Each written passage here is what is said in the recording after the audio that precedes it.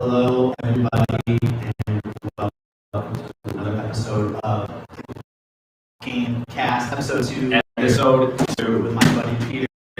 This episode is focusing on, right? Usually not a great, Which is not a great thing for gaming. almost never. I think you can count on one hand how many good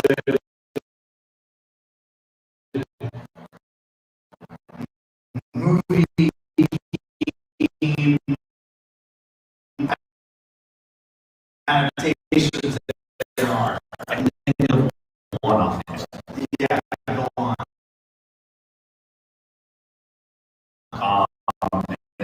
It's X-Men Origins Wolverine. Yeah, that's in the gym. It's definitely a hidden gem. I believe it came out on the PS3 at first.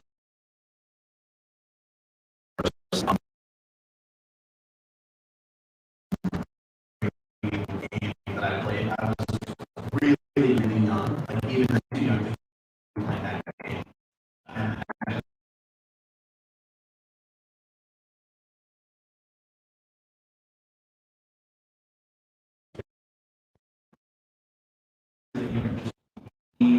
like a spawning.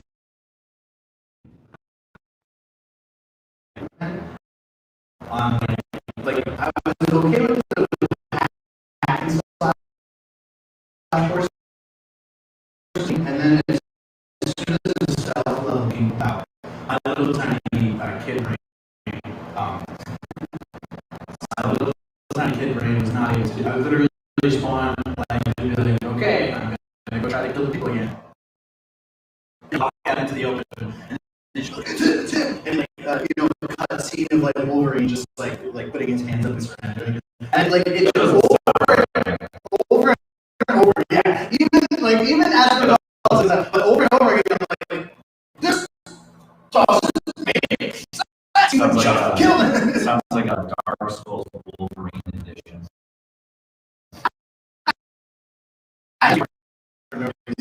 And if you're joining us just now, I want to say we are not game cats. We are game cats. So thank you very much. Game cast, CAST, game cast. So.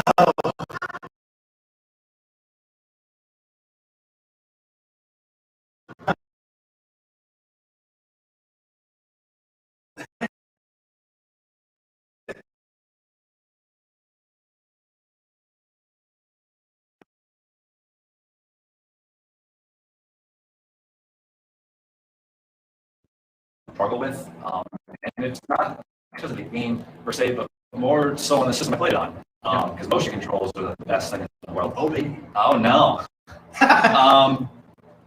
It was actually it's actually a game I played talking about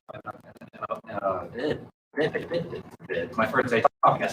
I was talking about a little bit Spider-Man. Spider-Man.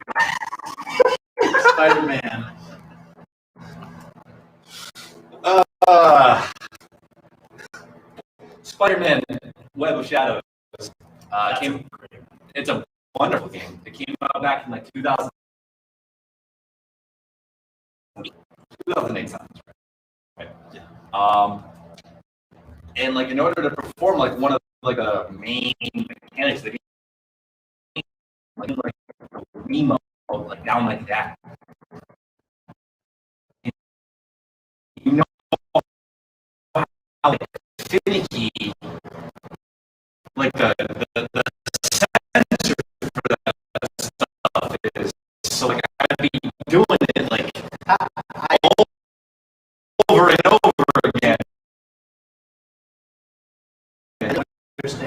how a game developer would would be like testing this over and over and saying,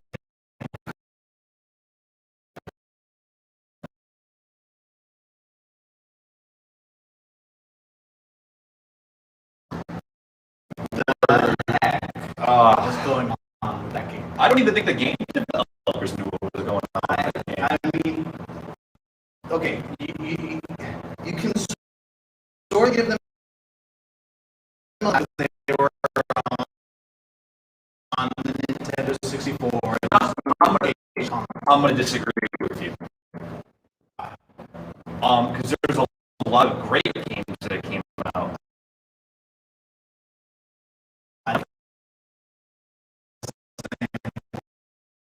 The gameplay we have for Superman 64 is so it's somebody doing your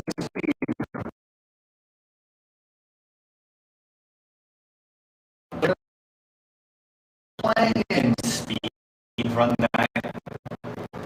yeah. Like, hey, so it's somebody speedrunning the game, and it's literally like it's you can still see the moments where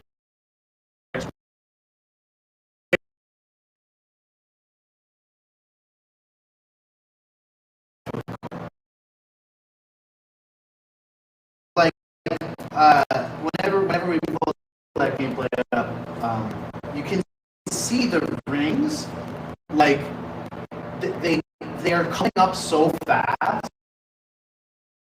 that you literally have to know what turn before the next one comes up. No.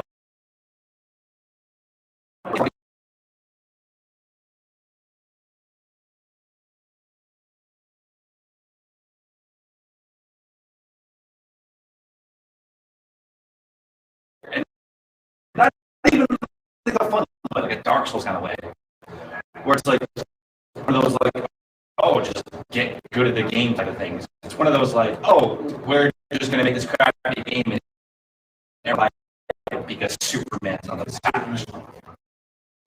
No, it's awful.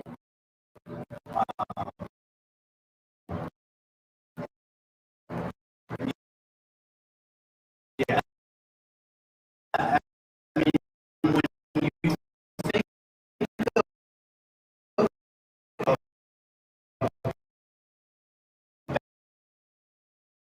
that,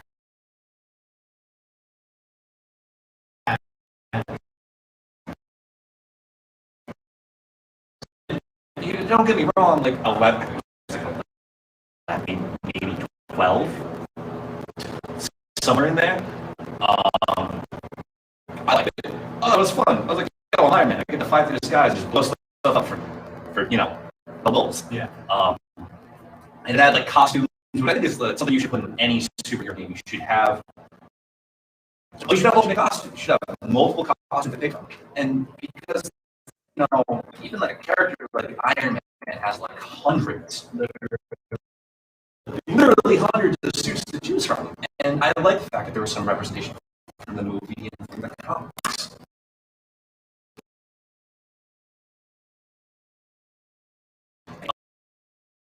And that you do for the rest of the game, movie, same thing. Yeah.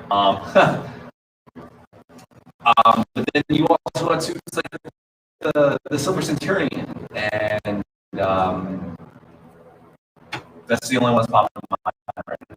But I know there are other suits. I think there was like one like plated in gold. That sounds right. But then you had Iron Man 2 come out, and it was supposed like this big budget action game movie tie-in.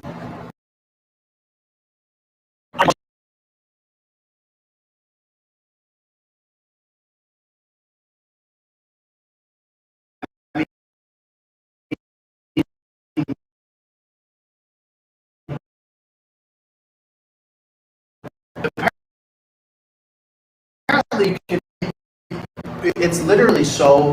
I imagine the process for speed. Normally, it's like okay, and then you sort of learn what you did wrong. But that in the first section of the first of the game, it is literally impossible. It's like impossible to not. Okay, I fit there's the right. Okay, so yeah, you have it over here. You can see this do the rings efficiently, but there's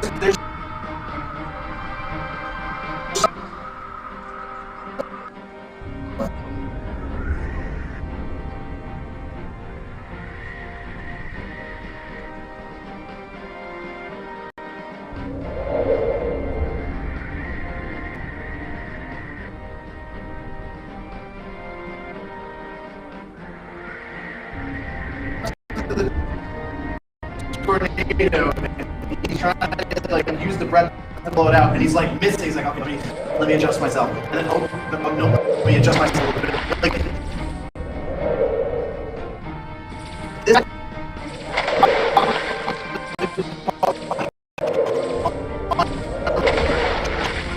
Hours into this game, and the controls are so trash. They're so bad.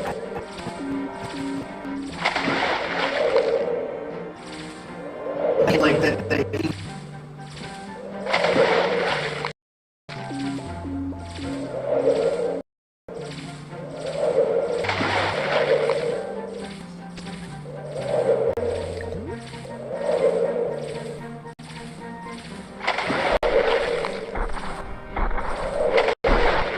GameCats, everybody. we want to thank you again. I feel like we should just wear like cat ears in the next episode. Yeah, next one as an Easter egg, GameCats. But so that was a little bit of gameplay from Superman 64, one of the worst superhero games of all time. Literally the first thing you think of. So there you go, Brandon. That's your gameplay. I feel weird calling him that because I never got the right to do that. Yeah. So I mean, I got over it. I mean, you've had like years to get over it though. That's true. I'm only just like casually friends with him on Facebook. Yeah, like yeah. He's like 2 of my posts. That's it. Ever? Only 2? Ever.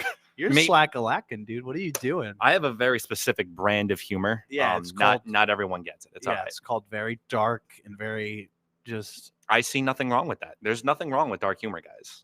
Okay, but we're not going to be making those jokes on this. It's not appropriate. Yeah. Yes. But so that game, guess what it doesn't have? Alternate costumes. It's just the one. But okay, to be fair, I don't really know like a whole lot of alternate Superman costumes offhand. Well, there's the black one. Yeah, there's the Red Sun one from when he was from Russia. Yes, yeah. That was kind of. You know what? Now that we're talking about alternate costumes, I want to talk about a game that has a ton of alternate costumes. Alternate. Shut up. Alternate costumes. I can't make fun of you, Spider Wham. Yeah, that was really funny. Wham. A game that has a bunch of alternate costumes, but they're trash. The new Marvel. What's the name of the newest Marvel game? Marvel's Avengers. Yeah, that game has literally a ton of alternate costumes, but they're not even really alternate costumes. They're like alternate color schemes. I'm actually really glad that you mentioned that because I was actually scrolling through Instagram today.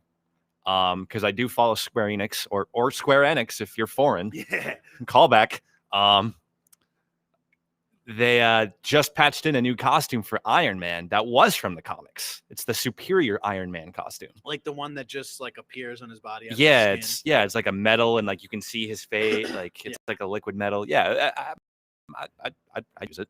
Yeah, but I actually haven't played Marvel's Avengers. Beat it like a week or 2 out because I think it's kind of boring. Yeah, no, that game is just another one of those games as a service games that it just feels too corporate to even play.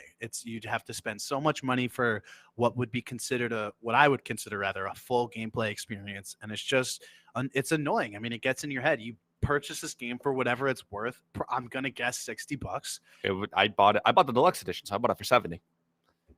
I feel kind of ripped off out of my $10. I'm not gonna lie.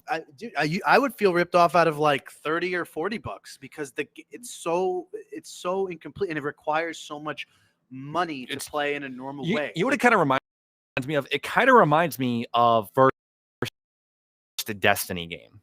Just very very grindy, very pay to win. You don't even pay to win, but get the things you want. It just it's disappointing because like came to the conclusion that okay, we like the idea of playing the game, like physically having to play the game more to unlock something to reward the players that actually want to play the game. But we could also make it so that we can make money. Yeah, it was just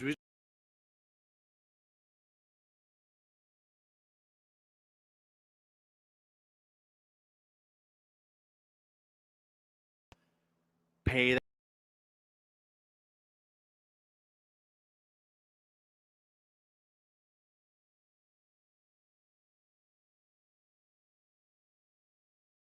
They're loaded, because they're rare, right? They're willing to spend as much money as possible to get every single collectible that they can.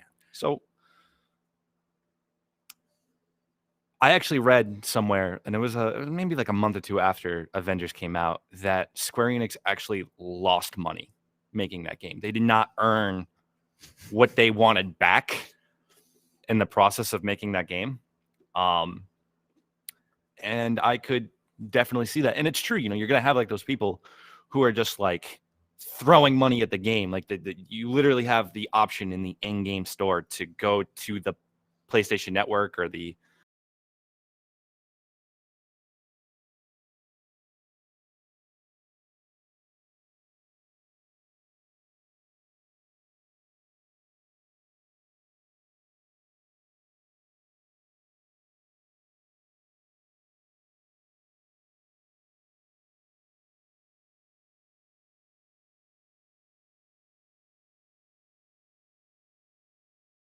even more time just going on about like this. I don't even want to call it a bad game. It's disappointing because it had a lot of potential. But I know you came here with a very specific game series in mind, Nick, so I'll let you have the first go. So what I would argue is probably the most revolutionary of the superhero game series is the start to my favorite series, the Arkham series. I would agree that it's revolutionary, yes. Yeah. So Arkham Asylum really changed the landscape of third person character action games. For sure. Detective mode alone, just that system. It's been used in like every game since. It's not exactly right, but certainly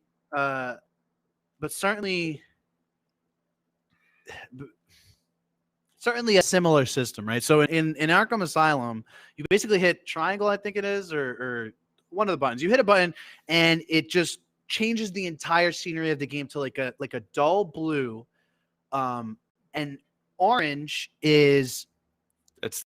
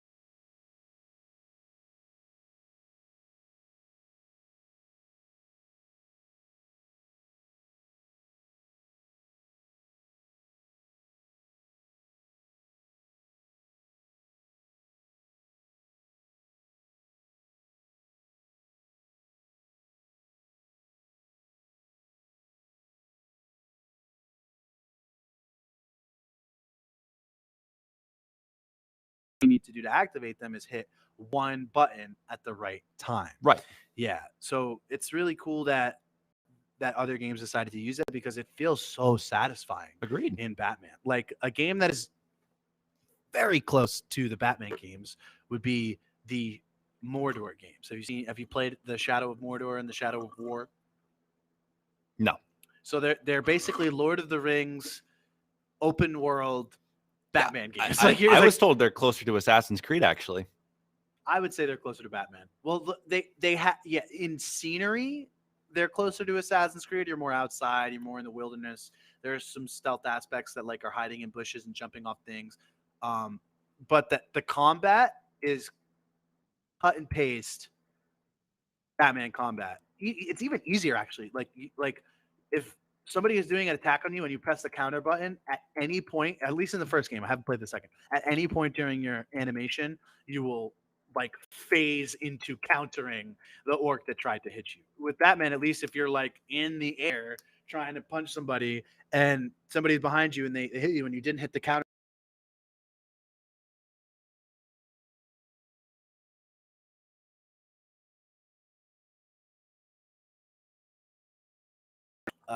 That's another game it spilled into.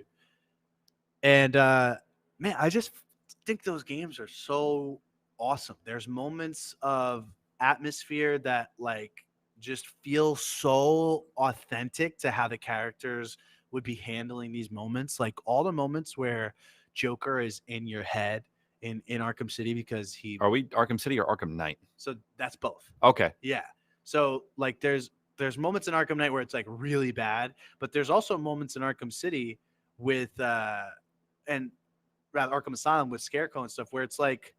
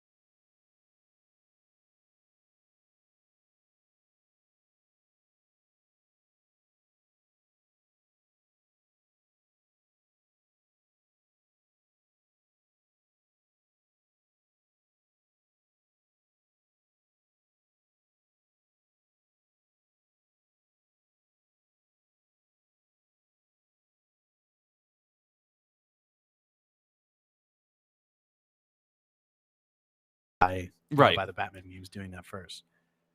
But what about so we were talking about Asylum a little bit and we touched into City and Arkham Knight a little bit. But I feel like you are definitely forgetting one of the Arkham games. Arkham Origins. Arkham Origins, which Now, is like not well received. it's kind of like the weird, I don't want to say stepchild, but it's kind of like the weird stepchild of the family. See, here's the thing. Some of the best parts of Arkham Knight, which people would mostly consider the best, or that or City, are systems that originated in Arkham Origins. I would 100% agree with that. Yeah, and so like some of that being like the combat system in Origins is the second best in my opinion. Agreed. The Most Wanted system is great. Mhm. It's a lot better because that was sort of touched on in City, right? Like you have a list of people that you want to go. In Origins, it plays it up so much because that's a list of people trying to get you, and so it feels more pressing to the player. And it felt more awkward. Like it was very random. Like the side missions would just kind of pop up. They kind of just existed, yeah. But like you wouldn't know what you were getting into ahead of time in Origins, if I remember correctly, I only played and beat the game once, as opposed to like the vast majority of the Arkham games. The Most Wanted system played directly into the story, and not just like they were side missions for sure, but you were like more incentivized. If I'm saying that word right, I Yeah, probably just absolutely. butchered that word. I'm so sorry. No, that's exactly how you say it. Okay. And it's true. It's like yeah, you just had more of a reason to do them. They were actually like one of the things about the City, Origins, and Arkham Knight is like the upgraded free flow combo. Oh no, it felt way better. Yeah, right. So you start moving faster. You're like literally way harder to hit because the animations are just going. You Mhm. can almost start button mashing at that point. Like you pretty much can hit square at somebody who's trying to hit you instead of trying to counter them, because the counter is a much slower animation. You can just punch them right in the face or kick them or throw them even like before they can do anything to you. And in the latter two games, in Night and Origins, you actually get multiple finishers, right? So Batman can hit like multiple, or you as Batman can hit multiple buttons and do like a one hit kill, like an arm break, or like just a takedown to a knockout, and you can completely eliminate. Go on.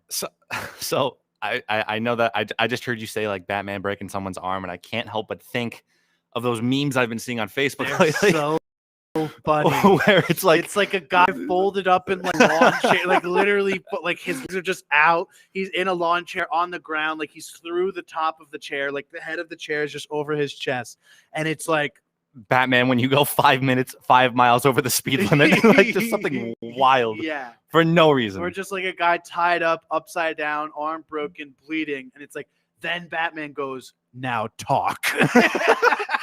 Yeah, Batman doesn't kill them. no. Except when he did in that Tim Burton movie that one time. He definitely killed him. Oh, yeah, with a grenade. Yeah, that dude was definitely murked. Yes. Definitely gone. Well, yeah, when the Snyderverse, he actually goes through a period of having his not kill rule, and then the Joker murders his Robin. Did we ever find out what Robin that was? No, there's actually theories that Jared Leto's Joker is Jason Todd. That'd be strange. That would be really. I mean, it'd be cool because the idea is that he killed him, but he like in such a psychological way. So like he didn't kill him physically, No, but he killed Jason yes. Todd. Yeah, but he turned him into the Joker. Yes. And he made it even harder for Batman to kill the Joker. But so and then there's a period of time where Batman does kill, like in Batman vs Superman, he's killing people left and right. Yeah. And then he sort of gets a little bit of humanity again and doesn't want to kill in the new Justice League, which is You're letting him kill Martha. Which I love that scene. I don't. love that scene. I do not. How do you not like that scene? The whole movie. Oh God! All right, look, that's a topic for another day. Yeah. Well, we're talking about superheroes, so we might as well do it on the show. I mean, yeah. Why don't you like the scene? Because like it's so memeable, dude. Well, okay. Listen. The idea is that for the whole movie is that Bruce Wayne does not believe Superman is human in any way. Yes. He refutes his humanity and says he is a god. He is an alien. He can destroy the place. If there's exactly quoting him, if there's a 1% chance that he would do it, we have to take it as an absolute certainty. And in the moment where he's about to kill him, he says, "Don't let them kill Martha." And it makes him think of his mom. And then he finds out that that's Superman's mom. And he's not just an alien, and he's not just a god. He's a man, with a mother he cares about deeply. So I'll agree. It's a powerful scene. But I feel like the scene's been ruined. By memes? By memes. Well, I feel like that's a you problem. I'm not even trying to joke. Like, I feel like that's a you problem. I've also seen the memes, and I still understand the vision that Zack Snyder had for those two characters and the growth that they had to go through. You want to know what it's about to be a you problem? What? The fact that I think Spider-Man does the superhero genre better.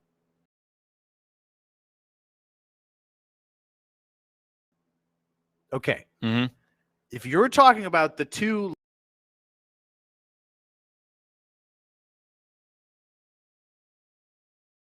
of some of the systems in Arkham. Is that what we're doing?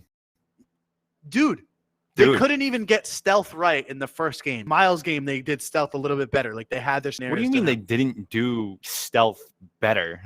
I said they. I mean, how did they do it poorly? Is what I should be asking. Because Because all of the stealth missions can turn into just regular combat missions. agreed. Okay, in Batman, if you try to do that, you will get shot and you die. There is a punishment for you no longer being stealthy. The punishment for no longer being stealthy in the Spider-Man games is this might be kind of hard. It might be kind of a hard fight. In Batman, you are going to die. But you want to know why that kind of works in Spider-Man's case, not Batman? Go on. Because Batman doesn't have any superpowers. Spider-Man does. Right, but okay, but we're talking about Spider-Man can literally take a gunshot, and if Batman gets shot, he will probably die. okay, I understand within the canon of the characters that that's true. Yes. But I'm speaking more in a sense of like the relationship between the developer and the player, Okay. and how they need to speak through action. Sure. If they want you to, if they're labeling a section as stealthy, if Mhm. they created an entire zone in the game that is separated from the city that you have to go inside of, that is multi-layered and has hallways and it has perches, it has a bunch of stuff for stealth, Mhm.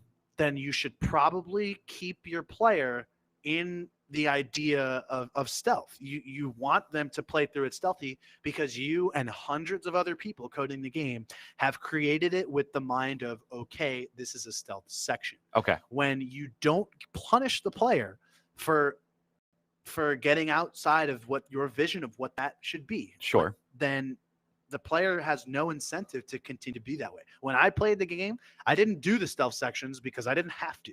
You just, well, there are some mandatory ones like that you're sleuthing, and those are fine. But most of them, I would say most of them, Mhm. I just was like, oh, this is a stealth section. Is there like story related to this? Am I gonna have to do like a puzzle? No, I'm just gonna kill everyone in the room. Okay.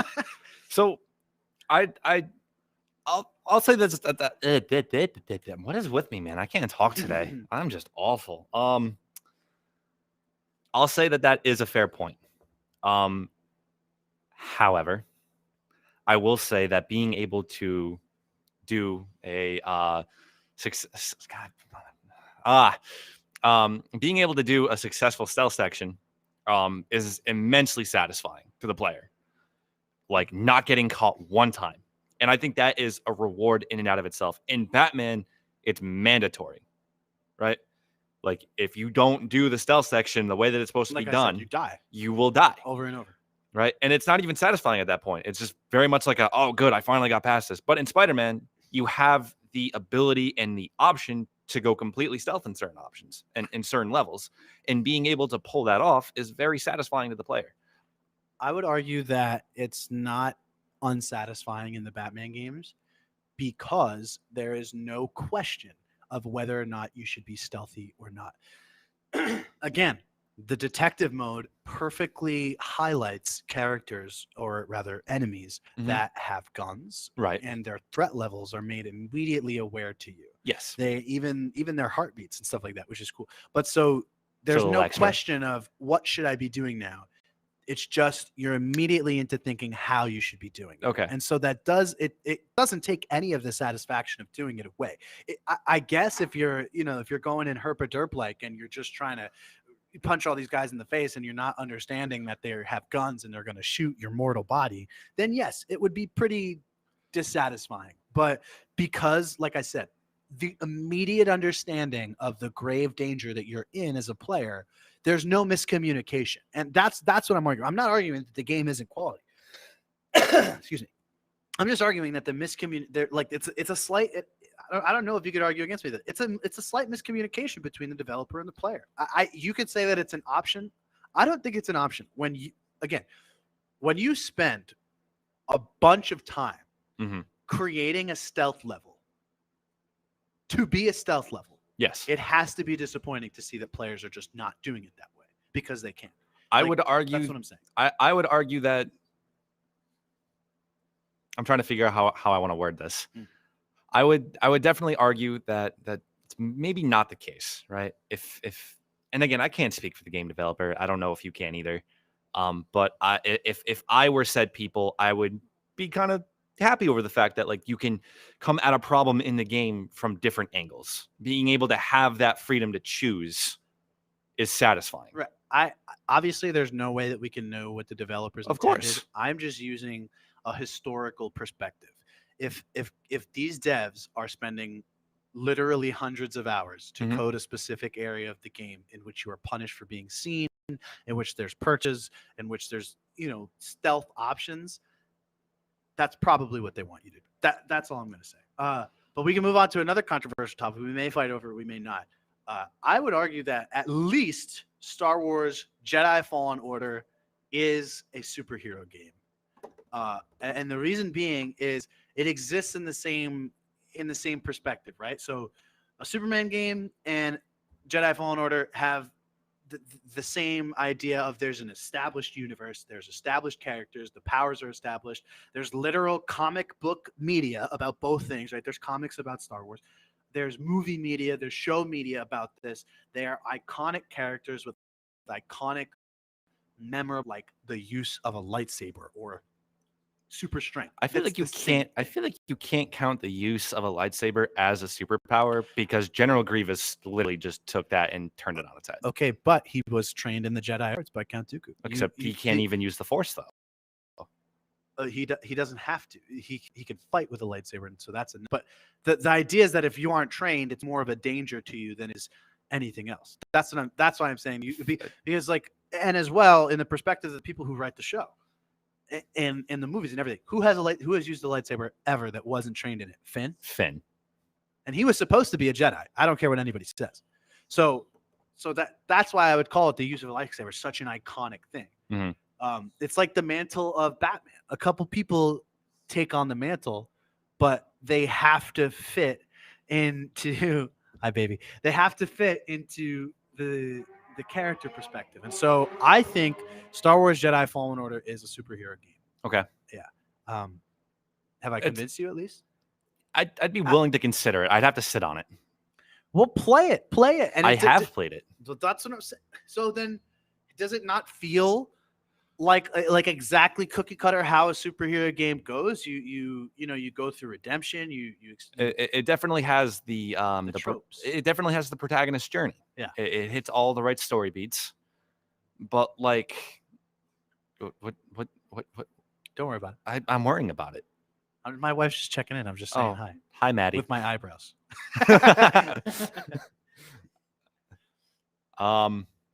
You made me lose my train of thought. Choo choo. What was I? It's gone. I heard it leave. You're awful. We were talking about Star Wars. We were talking about you, the Star. You said it has the protagonist journey, and then I interrupted you with the eyebrows. Yes, you did interrupt me. Oh, yes. It definitely hits all the right story beats. You definitely see. Is it Cal? Cal Kestis. That's alliteration. I like it. I don't. He definitely hits all the right story beats. He has the inciting incident. He goes on the hero's journey. He goes on to hit the climax of the story. He knows what he needs to change about himself in order to overcome his challenge. And then there's a payoff at the end. He overcomes, what was it, the second sister? He does fight the second sister. He beats her. Well, no, he doesn't. Well, at the end, very end. At the very end, yes. That's what I'm talking about. Okay, I was saying because he fights her once, and he then fights her like 3 times. He kind of gets owned, and then he fights the ninth sister, totally takes her out. Mollywhops her, if I might say so myself. if we're gonna be real here, she kind of mollywhopped me a few times. I definitely got my butt kicked a few times during that boss fight. It was not fun. It was not a good time for me. I feel like the saber fights are easier in that game because I'm just focusing on a big glowing lightsaber. like other bosses, like freaking Ogdo Bogdo. I hate you, Ogdo Bogdo. Everyone in your family. Everyone hates Ogdo Bogdo. But so in the lightsaber fight, in the lightsaber fights, I'm just staring at the lightsaber, and it's red, and mine's blue, so it can't be more obvious where the threat is coming from. So I feel like in those fights, I had a way easier time than in the monster fights. Can I be real with you for a second? Go You on. want to know what I really would have loved in that game? Yes. No, you don't. Go on. A morality system. I want to jump across this table and punch you for saying that.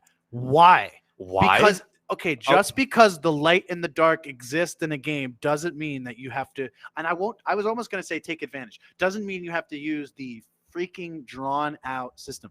It's so difficult to make a good game that way. It's so difficult to make a cohesive story. I can name 3 that do it right off the bat. Hit me and I will destroy them. Hit me. It's like the whole Infamous series, guys. Okay. And what is the most confusing part of that game? The canon aspect. It's like the makers of the game have already confirmed what all the canon endings are. Okay. Why is that? That is weird. Is that so? Why so is that it weird? Because if I do, let's say I love the evil playthroughs and I do all the evil playthroughs, then I find out that all the good playthroughs are, and it pretty much is how it is. All the good playthroughs are the canon playthroughs.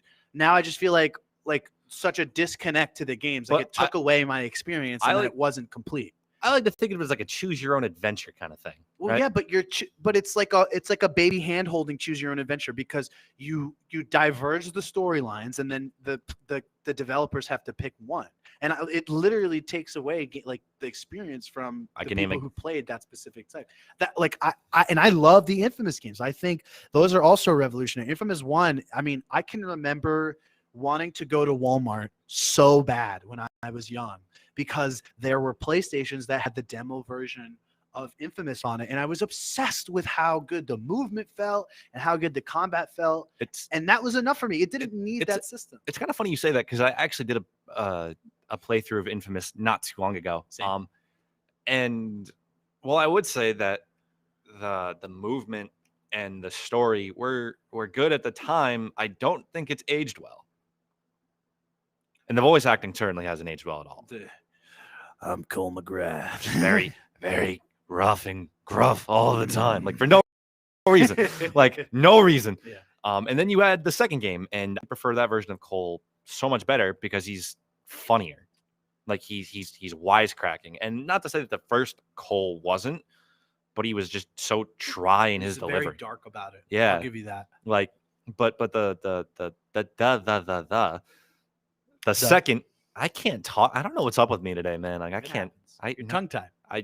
Listen, quite literally. I have an effect on people. I'm just so. Oh man, if beautiful. I'm about to reach across this table and Superman punch you, 64 style. That would be. You will never get me. Go ahead. You couldn't figure out the controls in 100 years.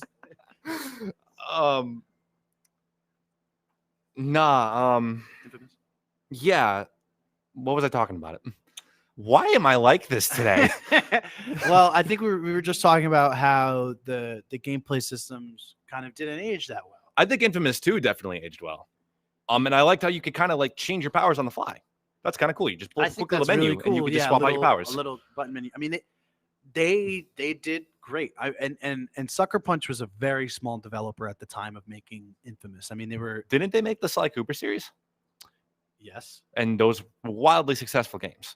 Except for the fourth one that wasn't made by Sucker Punch. I mean, maybe our definitions of wildly successful are different. I think I would call them moderately successful games. I mean, he's getting a movie, so I feel like that. At least the last time I checked, he was getting a movie. The trailer came out like 8 years ago. Is that Sony? Is that making a movie about Sly Cooper? You know, I'm not sure. But I know that there is a movie. They would have to be because I'm going to assume that they would. Sucker Punch makes exclusives for Sony. Well, except that it's not. Sucker Punch doesn't do Sly Cooper anymore. It's I think it's like I don't want to say like Ozaru. I thought you were going to say it. I really thought you were going to say it. Is it like Ozaru Games or something like that? It's some kind of like green monkey looking thing. I don't know. But yeah, it's neither here or there. Neither here nor there. We got kind of off topic. Yeah, we did. Oh, morality system. That's what I wanted to hammer home. Dude, it's trash. It's If not you- trash. if you I can listen- name one superhero game right now that, well, it might not be the best morality system. It works in the confines of the game. Go on. Spider-Man Web of Shadows. And here's why. I don't. Well, that The, okay. Before you Mhm. go, I'm just saying that's like the polar opposite of Infamous. agreed. In Infamous, where those story decisions change the story so much that you split timelines, whereas in that game, it's almost inconsequential. Yes and It's no. almost inconsequential. Yes and no. It's consequential for the character and the voice lines and like what Peter and his alter egos Me? what they go through like as characters and how they feel about the experiences that they're having, but it doesn't change the experience as much. I feel like that's just like polar opposite. So here's where I will mildly disagree with you. For those of you who don't know, Spider-Man Web of Shadows came out back in, like, I think we said 2008. 2008 sounds like a good number. And basically the storyline of the game is a little something like this. It's Spider-Man on his birthday, and then all of a sudden Venom's like, yo, I just want to ruin your day just because that's what I do. Literally what he does. He attacks Peter Parker, knocks him out. I think he like caused Mary Jane to get into like a car accident or something. It's never 100% clear. You just kind of like see like Mary Jane just kind of like lying on the ground, and she's like, oh, help me. And then Venom goes to like kill you, and then for some reason you absorb part of the Venom suit and you get the black suit again. And for people who are familiar with like Spider-Man comics, it's not always a good thing, because it has a way of like making him more violent and aggressive. So a lot of the morality points of the game come from the fact of, are you going to use the black suit or not? Right. And in gameplay, that's reflected. You get to the red suit and the black suit have two very different ways of playing the game. In the red suit, you're more for like those flashy, quick superhero combos. A lot of good aerial combos can come from that. But with the black suit, you're very aggressive and very just short, powerful blows. Yeah, you'd like throw rocks and like you do really strong moves. Yeah. And you kind of feel the difference just by playing the game. And so for certain points of the game, I think the first point in the game, you're in Harlem and you're working with Luke Cage. And your morality choice is that there's this gang war about to happen, and you find out that it's been set up by the Kingpin. So the morality option is like, hey, so you could either choose the red suit option, the good, hero option, and be like, hey, you guys are being played. This is all being set up by the Kingpin, and you're all going to like kill each other, and it's exactly what he wants. Or you could do the black suit option and just let them kill each other and arrest the survivors. Very, very opposite ends of the totem pole. And then later on in the game, what ends up happening is that Venom launches like this huge symbiote invasion, and it's symbiote. I don't care what the Venom movie said. It's not symbiote. I don't know what that is. It really feels so weird. It feels dirty just saying that.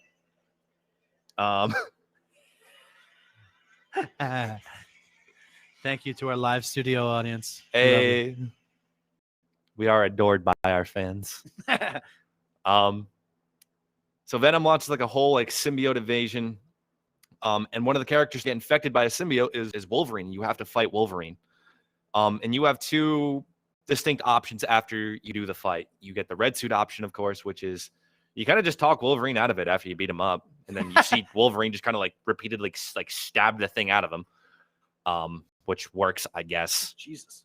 And then it ends like very like melancholic because like Spider-Man's like, oh, well, at least you know who you are, being like all like angsty and, like the early 2008s were, raw XD.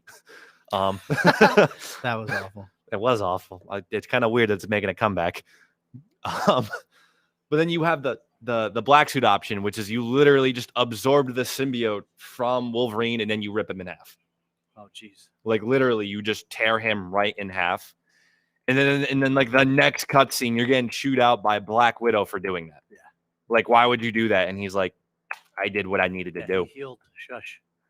And I think, Yeah, like maybe like the major story point of the game, maybe it's not as well implemented as it could have been, but I think it really does what it needed to do well for a good morality system. Yeah. There is no canon ending game. I feel like it really works in the confines of the game. All right. And so that's going to be it for episode 2. Oh, we're done already? GameCast. Yes. Really? Yeah. And so I want to thank you guys so much for joining us, talking about some superhero games. We're not exactly sure what our topic for next week is going to be. If you guys want to leave a comment, want to see something that, want to see us all week, excuse me. And he and I could literally talk about anything. Don't feel shy. Just yeah, make sure you keep it, PG. Yeah, PG. Yeah. And so like the PG-13 at most. yeah. And so well, you get one F-bomb in the PG-13 and we're not Well, doing, but okay. It depends on the movie. Yeah, but okay, we got to cut. But so follow us on Rhode Island Broadcasting. We'd love to see you guys follow and like our stuff. Give some shares to it if you want your friends to see. And if you don't like it, you don't have to like the video. Just leave a comment. Let us know what we did wrong, and we'll try to work on it for next episode. And visit havenshine.net if you want to see some more stuff related to me and Peter. We got, I think, a double episode of Havenshine Reviews coming out this week because we did miss last week, and we didn't want you guys to miss out. So thank you so much for joining us, and we're going to get out of here. Adios, everybody.